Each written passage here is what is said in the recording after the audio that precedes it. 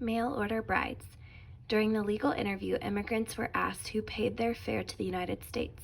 Thousands of women called mail-order brides had an unusual answer. Their tickets were paid by future husbands, men they had never seen.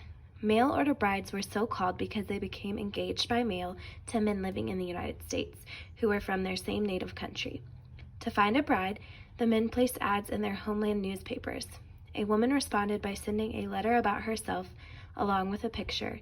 It was a risky way for a young woman to get to America, but thousands wanted to leave their homelands badly enough to take the chance. Chapter 4, Stuck on the Island. The sick were taken to the Ellis Island Hospital.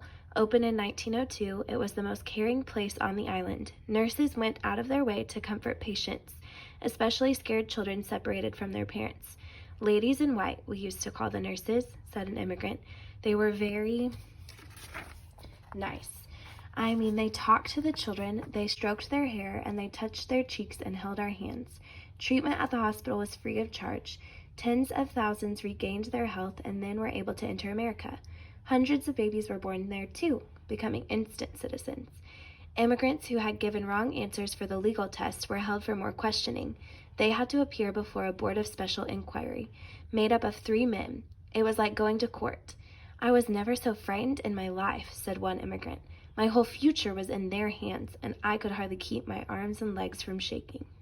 And then there were women who had come to America alone. By law, they could not leave Ellis Island until a male relative or sponsor came for them. A sponsor promised to take care of a woman until she found a home and job. An interpreter named Frank Maritoshi described the trouble that women faced. Sometimes the man could not be located, he said. Perhaps he had died or moved, or the letters hadn't reached him. Who knows? If no one came, stranded females had to return to their homeland. There was no way of soothing these heartbroken women, said Maritoshi.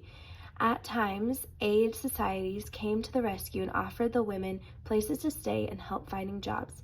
Over 40 aid societies such as the Salvation Army, Red Cross, and YWCA had volunteers on Ellis Island. Some groups were even given office space. Such kindness accounted for why some detainees left Ellis Island with good memories.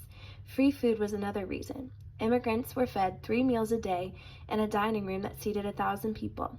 They had their first taste of American dishes such as sandwiches, corn on the cob, Jell-O, and ice cream. They also enjoyed comforts like hot running water. A Greek immigrant recalled his first shower on Ellis Island with delight. The hot water was washing away the sweat and dust and grime of the steerage. I washed away the old world. I washed away all the hatred and injustice and cruelty I had known. Even so, being detained could be deeply stressful. Overcrowding on the island was partly the reason. In 1907, the busiest year, nearly 1.25 million newcomers arrived at Ellis Island. On a single day that year, 9 ships unloaded 11,500 men, women, and children. At night, immigrants slept in large packed rooms that looked like giant wire cages. Men stayed in their own dorms, women and children in others. Bedding often ran short. One newcomer in 1913 recalled shivering all night without a blanket and listening to dreams in a dozen different languages. During the day, immigrants waited in large wire cells known as pens. Each was built to hold 600 people, yet often more than 1,000 immigrants had to jam inside. There they waited and waited. The staff suffered too.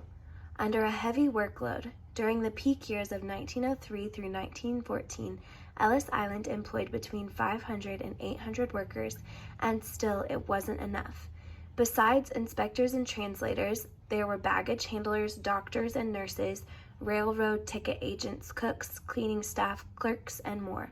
The laundry washed 3,000 sheets and towels a day, and the kitchen struggled to make meals for different appetites.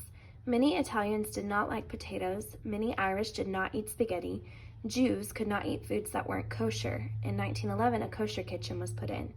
Inspector Fiorello LaGuardia recalled working 7 days a week. Immigrants were pouring in at an average rate of 5,000 a day, he said. Work was a constant grind from the moment that we got into our uniforms early in the morning until the last minute before we left. As a result, tempers sometimes flared and immigrants got the worst of it. But by far the most heartbreaking turn of events for immigrants was being forced to return to their homelands. Most had little or nothing to return to. They had sold everything they owned in order to reach America. Fortunately, Ellis Island deported only 2% of its immigrants. The rest were handed the grand prize, their landing cards.